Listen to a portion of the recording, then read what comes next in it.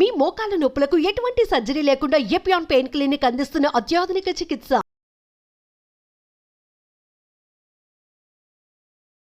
Hi Chaitanya గారు. Hello madam. Chaitanya గారు, పాపం కొంతమంది పేషెంట్స్ ని చూస్తుంటాం, లైక్ వాళ్ళు రోజు ఎంత కష్టపడతారో అండ్ డయాబెటిక్ ని కంట్రోల్లో పెట్టుకోవడానికి పొద్దున్నే లేచి వాకింగ్ చేయడం కానీ, కాకరకాయ జ్యూసులు తాగడం కానీ ఎన్నో కష్టాలు పడుతూ ఉంటారు. బట్ స్టిల్ మాకు షుగర్ అనేది నార్మల్ కి కాదు కదా, కొంచెం నంబర్స్ కూడా దిగట్లేదు అని చెప్పేసి, అలాంటి వాళ్ళకి మీరు ఏం సజెస్ట్ చేస్తారు? షుగర్ వ్యాధి ఏదైతే ఉంటది కదా, ఒక్కసారి వచ్చింది అంటే ఆ మనిషి జీవితాంతం పరేషాన్ అయిపోతాడు. ఎందుకు పరేషాన్ అయిపోతాడు? ఏది కావాలంటే అది తినలేడు, 10 సార్లు ఆలోచించాలి. ఇప్పుడు కొందరికి థమ్స్అప్ తాగే అలవాటు ఉంటది, కొందరికి పెప్సీ తాగే అలవాటు ఉంటది. అరే ఇప్పుడు తాగలేం, మళ్ళీ షుగర్ పెరుగుతుంది. కొందరికి చెరుకు రసం కనిపిస్తే అరే ఎండాకాలం ఉంది చెరుకు రసం తాగదామని అనిపిస్తుంది, వాళ్ళు తాగలేరు. ఇట్లా పరేషాన్ అయిపోతాడు. ఇట్లా మొత్తం మనసుని సంపేసుకుంటా వాడు బతకాలి అనేసి వాళ్ళ ఫీలింగ్ ఉంటది. దీంట్లో ఏమైతుంది అంటే, ఒకటి వాళ్ళ మైండ్ ప్రశాంతంగా ఉండదు, స్ట్రెస్ కి గురవుతుంటది. ఎందుకు? ఏది చేయాలంటే కంట్రోల్ కట్టేసుకోవాలి. ఇప్పుడు మనిషి బతుకుతుండంటే వాడికి నచ్చింది ఏదో తినాలి కదా వాడు, లేకపోతే మైండ్ లో స్ట్రెస్ ఉండిపోతుంది. మళ్ళా ఇట్లా కంట్రోల్ చేసుకుంటా మళ్ళా వేరే స్ట్రెస్లు. ఒక పేషెంట్ కి డైలీ తిన్న తర్వాత స్వీట్ కావాలి. ఒకరోజు గులాబ్ జామ్, ఒకరోజు బర్ఫీ, ఒకరోజు కాజు కత్లీ, ఒకరోజు మోతీచూర్, డైలీ ఒక్కొక్క స్వీట్ కావాలి. వాళ్ళ ఇంట్లో వాళ్ళ వైఫ్ తోటి చెప్పి మళ్ళీ రెగ్యులర్ గా అరిసెలు చేపించుకుంటాడు ఆయన, ఇంట్లోనే చేయాలి ఆయన. అయితే ఇప్పుడు ఏమైపోయింది, షుగర్ వ్యాధి వచ్చింది. మరి రోజు తింటే రాదా? రోజు తినాలి, కానీ మనం తినుకుంటా ఎంత తినాలి? ఇప్పుడు మనం రైస్ తిన్నాం అనుకోండి, దాని తర్వాత ఇంత ముక్క మీరు స్వీట్ తినండి. మీరు రైస్ ఎంత తిన్నారు అంత మీరు స్వీట్లు తింటే ఏమైతుంది? షుగర్ వ్యాధి వస్తుంది. ఇప్పుడు అట్లా 10 ఏళ్ల నుంచి ఆగిపోయింది అనమాట తినుడు. అయితే ఇప్పుడు పరేషాన్. మళ్ళా ఆయనకు బిజినెస్ ఉంది, పెద్ద ఆయన గంజిలో దుకాణం ఉంది, మొత్తం వేరే వేరే డిస్ట్రిక్ట్ లకు వెళ్ళి వచ్చి మాల్ తీసుకొని పోతారు కిరాణా వాళ్ళు, పెద్ద బిజినెస్ ఉంది. ఇప్పుడు దాంట్లో కూడా టెన్షన్. ఇప్పుడు మన గురించి వినేసి వచ్చిండ్రు, ఏమన్నారు? నేను షుగర్ వ్యాధి వచ్చినప్పటి నుంచి ఏం తినలేకపోతున్నా, నాకు స్వీట్లు అంటే ప్రాణం, డైలీ స్వీట్లు తింటా నేను, ఇప్పుడు ఏం తిననీకి వస్తలేదు. మళ్ళా ఇంకోటి విచిత్రం ఏంది అంటే, నేను తింటలేను, డాక్టర్ చెప్పిందే తింటున్నా, నాకు షుగర్ కంట్రోల్ అయితలేదు అయినా కూడా. ఇప్పుడు నేను స్టార్ట్ చేసినప్పుడు నాకు ఫాస్టింగ్ ఏమో 170, 180 ఉంటుండే, పోస్ట్ లంచ్ ఏమో 220, 240 ఉంటుండే. మందులు వాడడం స్టార్ట్ చేసినాం, మళ్ళా పోస్ట్ లంచ్ పెరిగింది 300కి, మందులు వాడుతున్నాయి, ఫాస్టింగ్ కూడా పెరిగింది, HbA1c పెరిగింది, డాక్టర్ ఏమో డోస్ పెంచింది. మళ్ళా కొన్ని రోజుల కంట్రోల్, మళ్ళా ఇన్సులిన్ కి వచ్చేసిండు ఆయన ఒక 5-6 ఏళ్ల తర్వాత. అంటే ఎంత కంట్రోల్ చేసుకున్నా కంట్రోల్ అయితలేదు. ఇప్పుడు ఏం చేయాలి? ఇప్పుడు ఏమైంది అంటే, మన గురించి ఎవరో ఎందుకు అన్నారు వాళ్ళకు అంటే, అది కిడ్నీల మీద కూడా ప్రభావం చూపించడం స్టార్ట్ అయింది.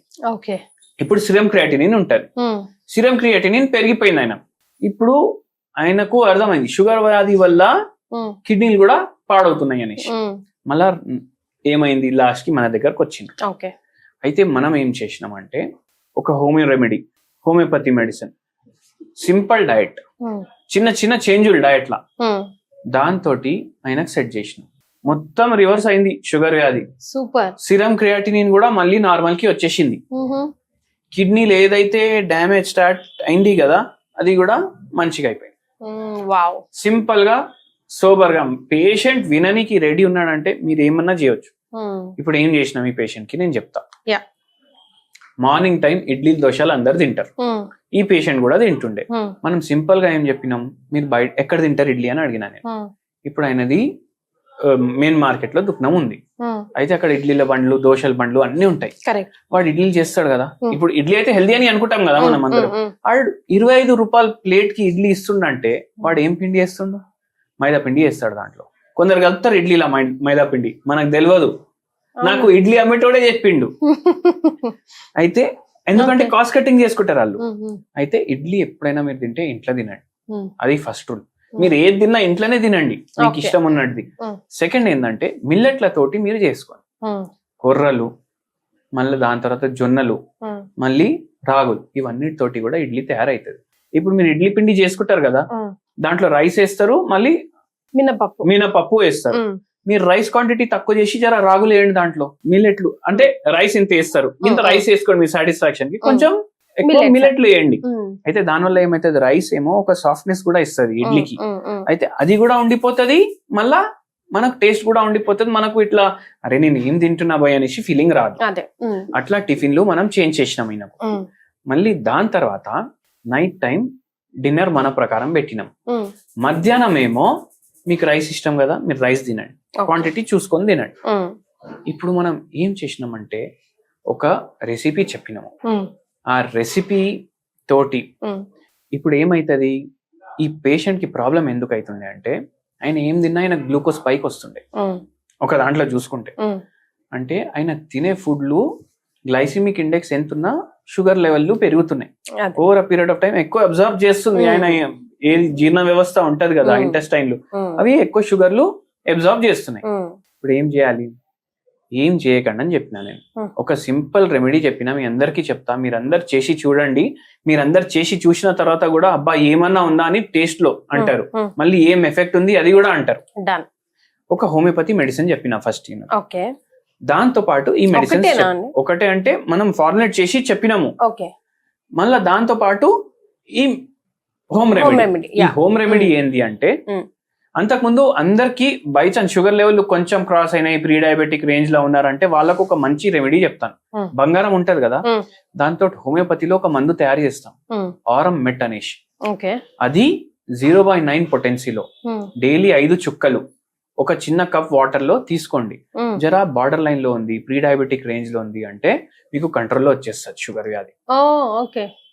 మళ్ళీ మీకు వేరే వాళ్ళకు ఎవరికన్నా ఎక్కువ షుగర్ వ్యాధి ఉందంటే వాళ్ళకు మన రెఫరెన్స్ ఇవ్వచ్చు, తీసుకోవచ్చు, బేఫికర్ తీసుకోవచ్చు.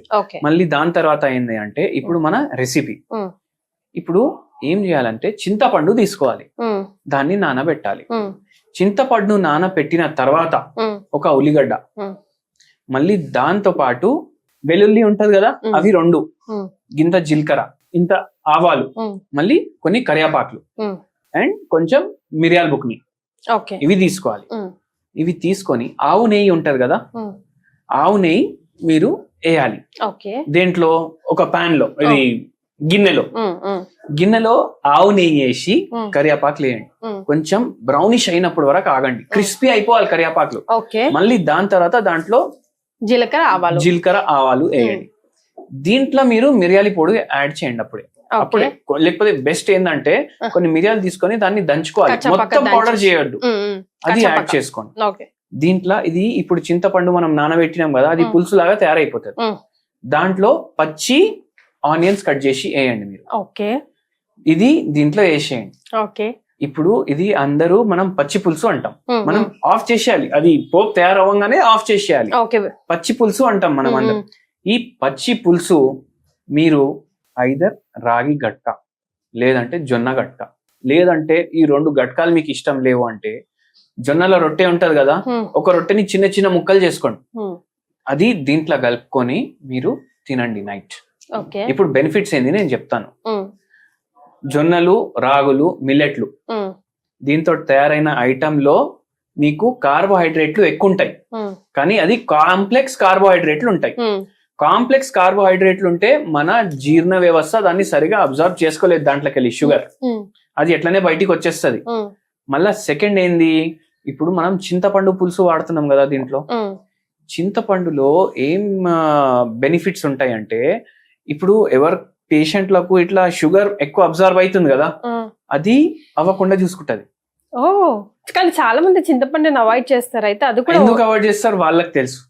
మనకు దాని మెడిసినల్ ప్రాపర్టీ గురించి మనం చెప్తున్నాం అందరికి, అది షుగర్ అబ్జర్వ్ చేసుకోకుండా చేస్తుంది. పచ్చి పులుసు చాలా మంది చేసుకుంటారు, కానీ వాళ్ళకు ఇట్లా వాళ్ళు బెనిఫిట్ అవుతుంది అని వాళ్ళకు తెలియదు. రైస్ తోటి తింటాం, పప్పు వేసుకొని పచ్చి పులుసు కలుపుకొని తింటాం, కానీ ఇట్లా గట్కాలతోటి రొట్టెలతోటి కూడా మనం తినొచ్చు. ఎందుకు తినాలి అది కూడా మనం ఎక్స్ప్లెయిన్ చేస్తున్నాం.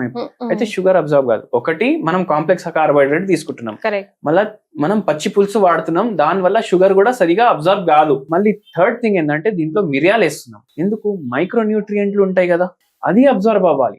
మీరు మధ్యాహ్నం తింటున్నారు కూరలు పప్పులు అన్ని తింటున్నారు కదా, అవి మంచిగా అబ్జర్వ్ అవ్వాలి నెక్స్ట్ డే. దానికోసం మార్నింగ్ చట్నీ తింటున్నారు, దాంట్లో మైక్రోన్యూట్రియంట్స్ ఉంటాయి, విటమిన్స్ ఉంటాయి, అవి మంచిగా అబ్జర్వ్ అవ్వాలి. దానికోసం నైట్ మనం మిరియాలతోటి తయారు చేస్తున్నాం మన జీర్ణ వ్యవస్థని నెక్స్ట్ డే కోసం.